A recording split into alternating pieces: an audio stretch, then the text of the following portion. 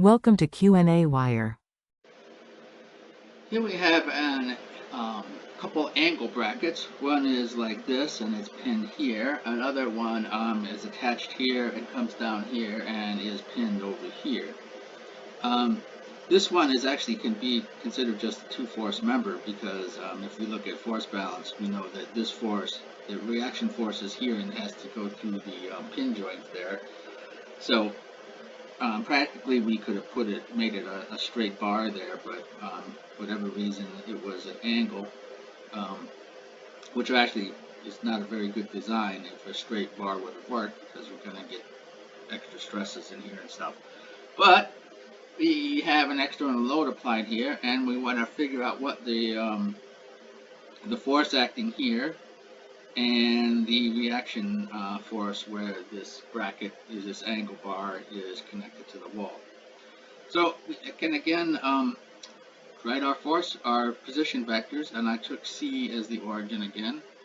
So to B, we have to go minus 240 millimeters to the left, or in the x direction. And to A, we need to go minus 360 millimeters in the x, and minus 90 in the y. And to D, we need to go, it is minus 120 and minus 90, so somewhere down here. So then again, we can write this force. We know the direction has to be from B to D, so it has a magnitude and a direction, and we can get that direction by taking making a unit vector from B to D. So we take the vector to D minus the vector to B, and that gives us a vector from B to D, and then we normalize it to make it a unit vector, and then we get our force with its magnitude and direction. And our reaction force, and then our applied load is in the vertical or the horizontal direction. And then we can simply do force and moment balances on this. And I did moments about here, so again FBD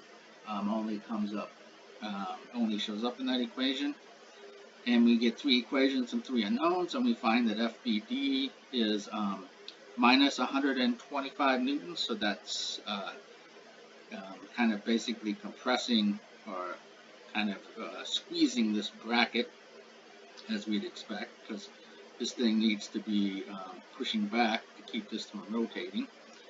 And then our reaction force over here is actually down in this direction here, so minus 100 newtons in the x and minus 75 in the y, so somewhere